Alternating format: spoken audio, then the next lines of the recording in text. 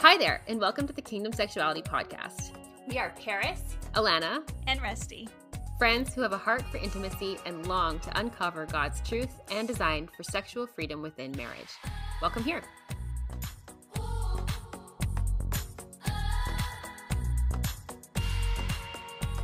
All right, welcome back to Kingdom Sexuality. We are very excited. We are delving into all things premarital, going over those fresh first years. So we're really excited to bring some really epic content to you guys. In the past, Alana and I have gone over this a little bit, but I will just be very honest. Rusty's brought a whole new dynamic here that we need to revisit. So we are going very in-depth this time, and this is essentially one of our entryway episodes on this, and we're just really, really excited to be here and share this with you guys.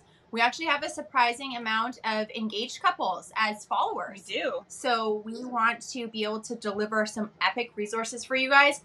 We're going to talk purity culture a little bit. We just seemingly can't not mention that anymore in our episodes, because a lot of the resources out there, you guys, are just permeated with a lot of toxic purity culture lies that are damaging to sexuality, to marriage, and so that's why we want to bring these episodes to you guys. That's right. So, just like we mentioned in our episode about dating, being engaged, the first beginning years of your marriage are truly very, very precious years. Everything is fresh and shiny and new, and you've got the puppy love and the hard eyes, and that's like how we envision our newlywed years. Yes. But we also need to remember, while yes, these years are filled with so much glowing hope and love, they can also be filled with very silent struggles and a lot of very damaging disappointments. And we want to bring light to that, and we want to speak into that today. Right. So that's where we're going to go into purity culture. So I think the biggest overarching purity culture lie we can confidently talk to you guys about today is it's like all the breaks, everything no, everything bad, everything off the table. You get married and it's like, boom, open the doors wide and you're supposed to just be yes, yes, yes. It doesn't work like that, does it, Rusty? No, it does not. And even, I've said this before too, not having so much of that purity culture background, like you would think that it was different for me, but even though I didn't have that pounded into my head, I was still a churchgoer. I was still a Christ lover, and I didn't have that type of upbringing, but I still absolutely had it. I mean, it was just understood that sex is bad, sex is shameful, sex is sinful. And so even somebody who wasn't, taught all these other big foundational things regarding or having to do with purity culture, I still had so much for myself to unpack with that, and just thinking, ew, no, this is gross. And it was such a struggle to shift that, because even then it's just like, okay, well now it's okay. But there was still so much of me inwardly that was like, wait, but this is wrong. This is bad, right? Yeah. And so much of that, like allowing myself to thinking, oh, I should be really in the mood for this, or I should really be amped up for this. I should initiate. I should be doing X, Y, Z. And everything within me was like, ooh, no, but that's bad. So huge struggles to overcome. It was not as easy as I thought it was going to be. Yeah. I mean, Oh goodness. It was, we were on the struggle bus for sure. It was not the hard eyes all the time. Yeah, it was a lot of those silent battles, right? That you feel like you're the only one there. Oh yeah. And you sitting back wondering what's wrong with you. We essentially like almost, I don't know, we take ourselves into this very unhealthy spot in our minds, and we make ourselves this sickly thing, and we think we're broken. Right. And everybody else is doing it, and everybody else is fine. Right. Yes. And that is, I think, one of the ultimate easy lies for the enemy to really permeate our marriages with right off the hop. And I know Neil and I personally fell for that. And oh my gosh, like I remember just almost convincing myself to the point that it became an identity of mine that I was broken and I didn't know if I was ever going to come out of this. Like, I was like, I can't just, why is it so hard to be aroused? Yeah. Why is it so hard to initiate? Why is it so hard to just fully be in the presence of my husband and thoroughly enjoy our sexuality together and our Right. intimacy together. Why is this hard? Yeah. Nobody told me it was going to be hard. Nobody. There was, And I'm like, we're doing a disservice Yeah. to so many people if we're not talking about this, because if I felt that way and you felt that way and Alana felt that way, right.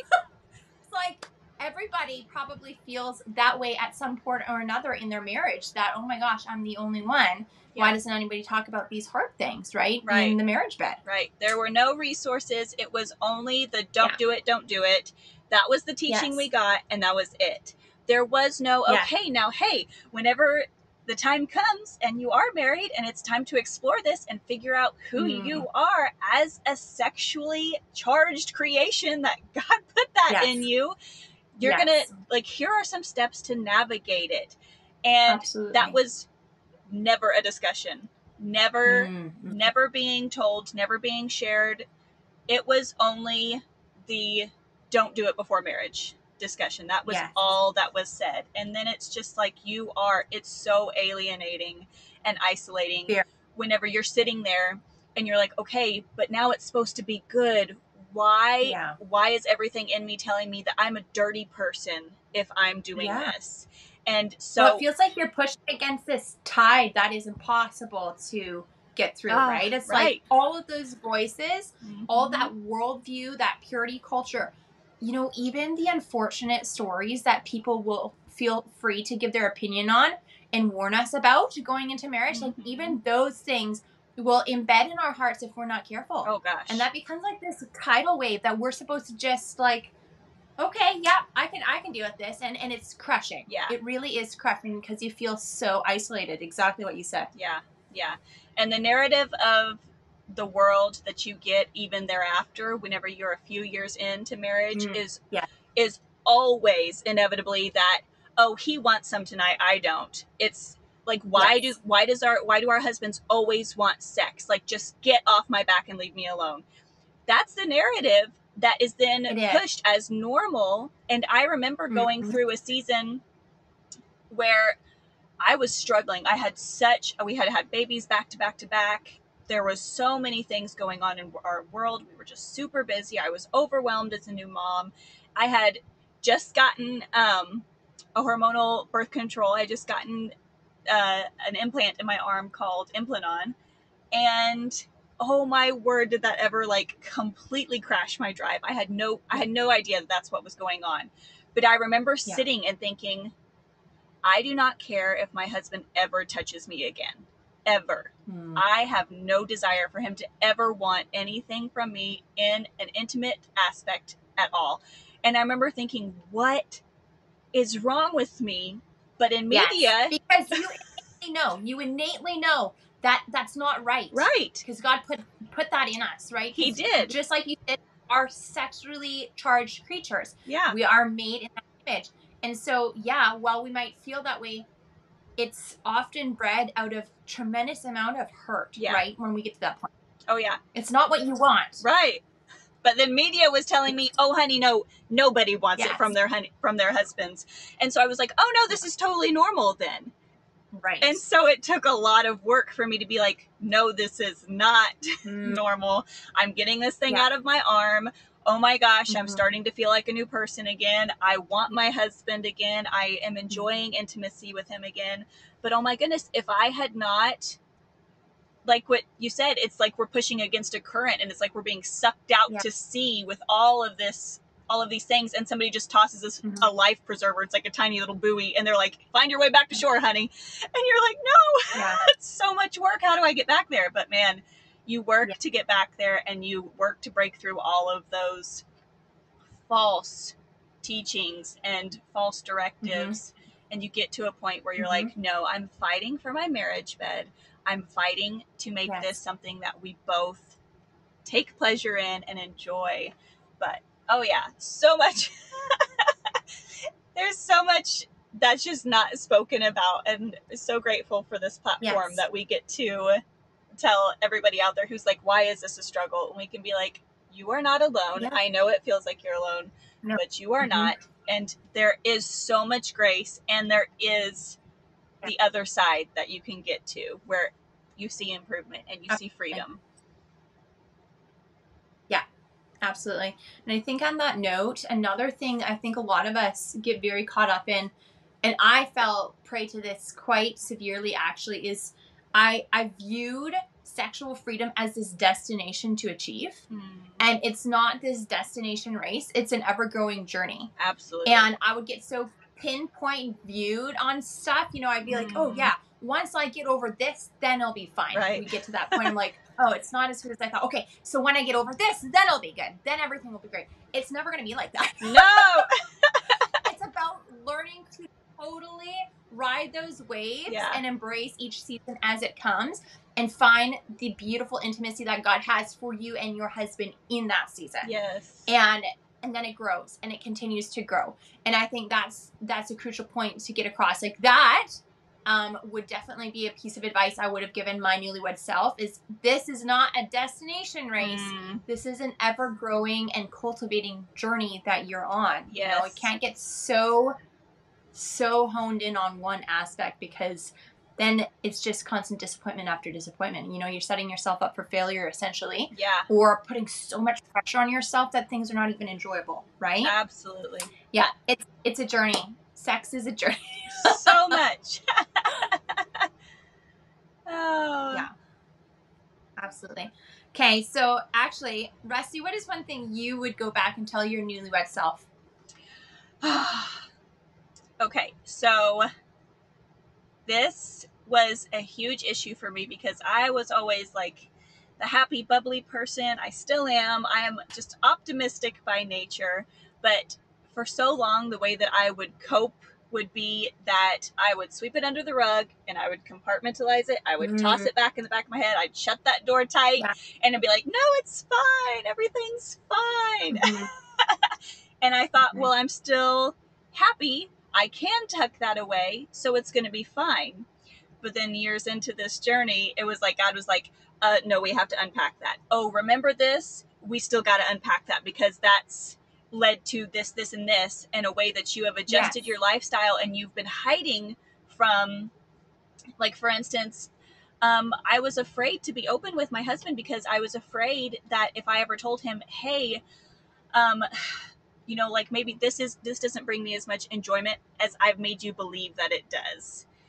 Because I was afraid I would hurt him and I was afraid that it would push him away and make him feel rejected and thus I would get rejected in return. He would be like, okay, no, then, you know, what you said hurt me. And my husband isn't even like that. But in my mind, that was something that was just a thought that I pushed out there, pushed on him. And so I would bury things and push on past. But then whenever it came time where we were taking those steps in the journey and we'd get to another place and God would be like, okay, now that thing from whenever you guys were first newlywed, that was 15 years ago, you're going to have to bring that up to him and tell him, oh, hey, guess what, babe? That was an issue for me. That was an issue. And I still actually have some unforgiveness in my heart towards you for this. And like, that was like, it was horrible for me, but because I was like, I'm so sorry. I didn't even realize I was holding on to that, but God's revealed it to me. But then since we worked through it, it was like, oh my gosh, I feel like I can trust you so much more. I feel like you understand me so much more and the connection. So it would be, don't bury things thinking that that is how you are going to get past a hurdle. That doesn't make you stronger to be able to compartmentalize something. I would tell Rusty, you just have to address these issues whenever they come up. Just sit down, have the conversation, have it from a place of love, but do the work. Don't back down from the work, even if it's intimidating. I would shake my shoulders and tell me that. Oh, goodness. Same. I think so many of us will just much rather avoid the confrontation with ourselves, you know, and just dismiss, okay, but just get over it. Just get over it. You know, how many times do we tell ourselves that? When really that's Holy Spirit being like, hello, you need to deal with this. Trust me, just jump all in. It's going to be better on the other side. It's just always that ugly confrontation with ourselves that we need to get honest with that we don't like, right? Right. Oh, yeah. That's a huge part of it. That's a huge part of healing in general. Yeah. Yeah. Absolutely. Very much so. And so regarding, you know, having those opportunities where you want to like shake yourself by the shoulders and be like, hey, wake up, this is reality. I'm going to share this funny little story, and that I think is all too relatable for many of our community. I know that we've chatted with you, Paris, and Alana, and we all have kind of had these expectations where we came into these first few years and we were like, oh, we're going to have sex all the time. We're going to always be trying something new. It's going to be wild and free and fun, and I'm not going to have any inhibitions. And it's going to be lovely. It's going to be like orgasm after orgasm. And then you come into your honeymoon, and I remember so clearly, I remember thinking, oh, okay, it's finally okay for us to have sex. I'm going to want it all the time. And I remember arriving at our honeymoon, and my husband was like, all right, I've got a goal. We're going to do it 3 times today. And I was just like, okay, let's try it. Do you just sit back and laugh at yourselves now looking at these things? Like, it's such, I don't know, like, I see my kids making these, like, huge, like they will come out with these, like, grandiose ideas, and I just see that, and I'm like, we were so naive. Yes. But it was like, literally but it was like, we were in, like, fairy tale mentality where we were like, the door is wide open, let's do everything that we ever thought we wanted to do. So my husband's like, we're going to do it 3 times today. And I was like, sure, let's do that. And I remember, like, we started out the day, so we had, like, morning sex, and it was fine. And then we went out, we, like, traveled around, we did some stuff out and about, because we were in Florida, came back for lunch at our hotel, and we had afternoon sex. And I remember afternoon sex, it was like, okay, he's already had it, like, a couple hours prior, so he lasted a lot longer. And by the end of it, I was thinking, holy moly, I am so sore. Yes, I can't imagine. I'm cramped out for 72 hours. See you. Bye. Oh my gosh. And I did not even think that that was going to be a thing. But I was like... Well, you wouldn't know, right? Right. It's just like, we don't have that experience. No, it was like tender and raw feeling. And I remember thinking like, holy moly, if this isn't over soon, I'm going to have to be like, babe, I'm waving the white flag. We got to stop. Yeah. And so we did it the second time. Thank God it didn't last much longer after. I was like, okay, this is really going to kill me. I can't do this. And then I remember after that, I remember thinking, oh my gosh, he's going to want to do it again. And I don't think I can do it again. And I remember walking around because, like I said, we were in Florida. And so we went to like downtown Disney area and we were walking all day. And I remember thinking, oh my gosh, I feel like I'm walking bow-legged. Like everything is uncomfortable. My hips hurt. I am not, like, I feel like it's like an Olympic sport. My body was not physically conditioned to have so much sex yet. And it was telling me like, okay, hey, like we're at our point now. Like we're telling you, maybe give us some time to recuperate here. Yeah. And I remember whenever my husband was like, in the evening time, and I was like, oh gosh, he's going to ask me again. He's going to ask me again. Oh my gosh, he's going to ask me again. And I remember he was like, I'm really tired. I don't think I can do it a third time. And he physically couldn't. He couldn't even. And I was like, thank you, Jesus. Yes. Okay, but I love that you told this story, by the way, because this is very relatable. And I'm like taking points as you're telling this story. And you know, all the things that we would like to say to people now. It's like one of the things, because Neil and I were so similar in just like you guys when we were. It's like, okay, but I didn't even feel like I could confront Neil and be like, okay, I'm sore as heck. Yeah. I'm done. Like, I can't do this. Oh, gosh. I didn't even have that kind of innate knowledge to understand that my body wasn't conditioned, just like you said. Mm-hmm. Like, this is new on so many levels. Yeah. We often forget about even just the physical aspect of our bodies needing to normalize to this, right? Oh, yeah. And us being able to have the freedom to openly communicate exactly how we feel. For some reason, I won't say it's purity culture. Purity culture really did us in on this one. that the woman is not allowed to raise her voice Ugh. and ever speak on exactly how she's feeling, how sexually she's doing, you know, all these things. And I really struggle with that one big time. I feel like that will be another talk for another episode because it's a big one. Yeah. Because there's a lot of confusion around that too, as far as how a woman can speak about her own sexuality, should be able to, needs to be able to, Yes. and how the equality works there within the unit of marriage. Right. But my goodness, that was a hard one too. Mm. That was a hard one too. And the amount of anxiety you probably carried with you that whole day, Rusty. Thinking like he's going to want to do it again. Yeah. Yes. Yeah. I was nervous the whole rest of the day because as I was sitting there thinking, oh my gosh, this isn't over yet. And it's really starting to hurt because we didn't know anything about lube. We were like, we're young, we're healthy, we don't need lube. And it was like, by about that time, it was like things were drying out. And I was like, oh my gosh, this hurts. This is really bad. And just thinking, he's going to want to do this again. And I might cry. I was so nervous. But I was like, I don't want to ruin his honeymoon for him. Like, he's got these big goals.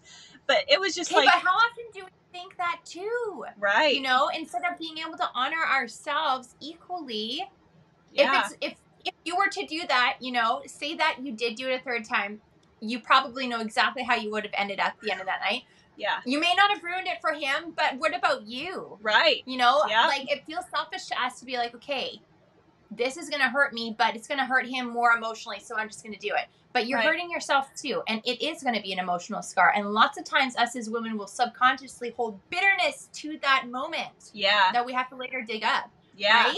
Yeah. That would have been one of those things to unearth that was like, that hurt me, and you didn't care. And he's like, he would have been completely oblivious to it. And like, why didn't you tell me? Exactly. Because I know I didn't even speak up about how uncomfortable I was until later that night, whenever he was like, all right, let's try again. And thank God his body was so worn out as well that he couldn't even, like, his body was like, no, sailor, we're done.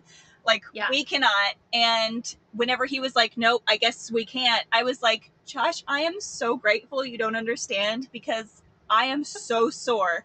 And he was like, why didn't you tell me? He's like, I wouldn't have even have asked. And I was like, I don't know. You said you wanted to try it 3 times. And I told you, yeah, sure. I had no idea that I was going to feel this way. And he was like, I would never ask you to do something that was going to cause you pain. He was like, you know how awful I would feel to know that I was hurting you? But yeah, everything within me was like, just suck it up. You're fine. People have been doing this for years, Rusty. You're like, this is not a new struggle. And so I thought I would be strong if I could just deal with it. But that is not the case. And that is exactly what you said. It would have just been a total breeding ground for resentment and bitterness towards my husband. Yeah. The amount of dishonor that we actually continually put ourselves through as wives, like dishonoring our own bodies by not honoring how we feel intuitively, physically, emotionally, mentally, is actually such a pandemic. Oh gosh. Like it honestly is, you know, and it's something that we need to talk on more too. It's a very real thing because like you said, our husbands would be crushed to know these things. Yeah. And I look back on my early years, I'm like, I did that to myself all the time. Yeah. You know, in the name of being dignified and respecting my husband. Yeah, being the good Christian woman that you're supposed to be.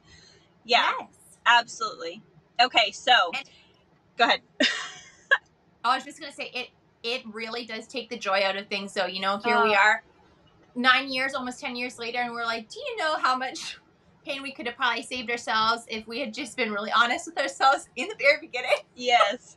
Yes, if we just said, hey, you know what, this isn't as great as I thought it was going to be, or this is really tough, actually. I have no idea what I'm doing, and I'm disappointed because I feel like, why is it that we physically would, like, I would have rather had my arm cut off than to look at my husband and say, I'm disappointed with our sex life. Yes.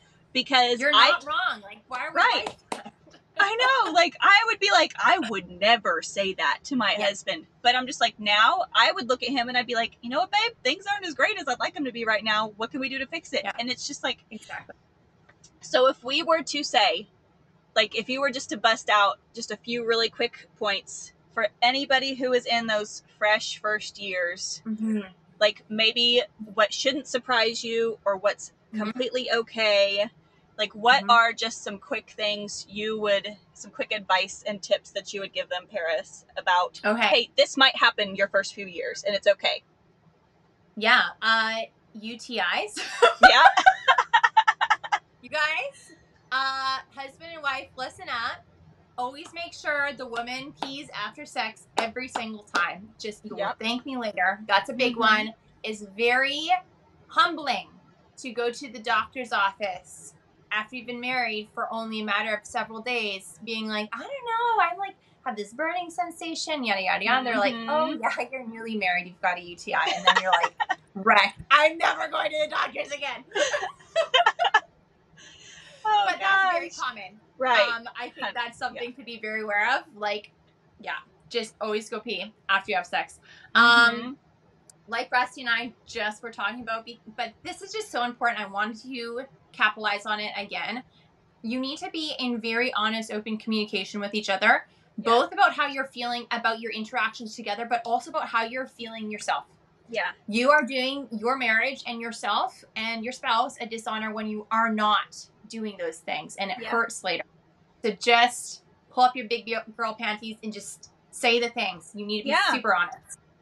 Can we like make an agreement between you and your fiance whenever you guys are heading into that, newly married time, and just, oh my goodness, I wish so bad I could have had this conversation with myself, but commit to make the arena of intimacy an area where you will both say, I will not be offended if you come to me and express dissatisfaction or that you're struggling with something. Like, commit to be unoffendable regarding your marriage bed in the beginning, like especially in the beginning years, whenever you're both just adjusting to this huge learning curve. You are learning your body. You are also learning your spouse's body. And there's so much going on.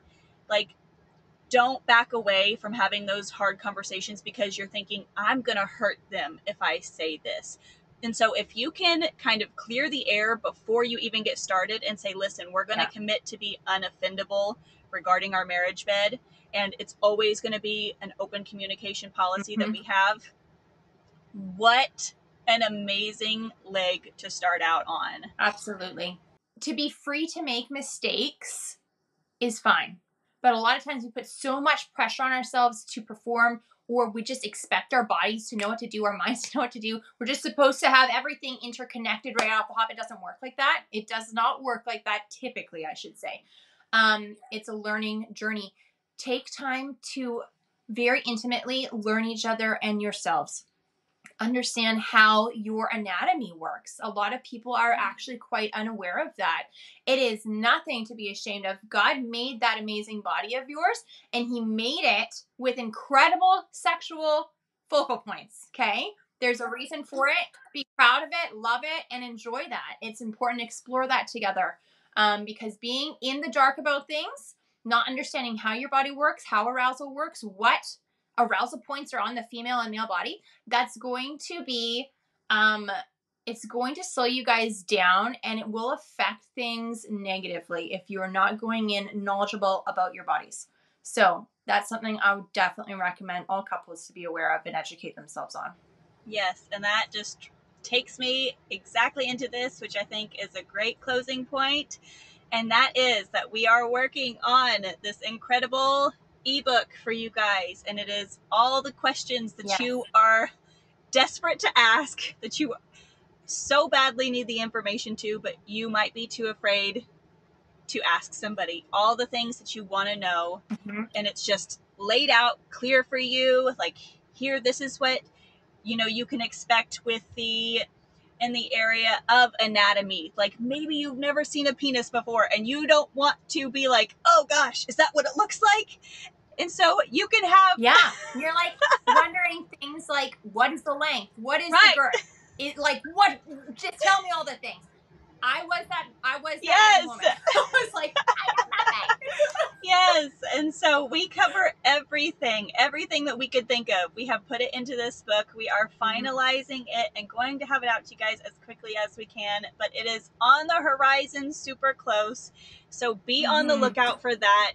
And whether you are engaged or freshly married and you still just want to give yourself that information, we have made it to where you can read through it and get the information without feeling like you're crossing any boundaries or lines that you might be uncomfortable with. It is there for you. So you guys, we are going to wrap it up with that, and we're going to say enjoy these fresh first years. Allow yourself lots and lots of grace, but no expectations. Just go in and enjoy getting to know your spouse. It's a blessing, and we just pray incredible amounts of blessings over your marriages. We thank you guys. We love you guys, and we will see you in the next episode. Hey friends, thank you so much for hanging with us today as we dive deeper into meaningful, godly intimacy, tackle the hard questions, and embrace truth while we're at it. We're also on Instagram. You can find our handle in the show notes alongside any resource links we mentioned in the show. As always, our hearts are to cultivate deep community and freedom with you guys. We are so honored to walk this journey alongside you. We'll see you in the next episode.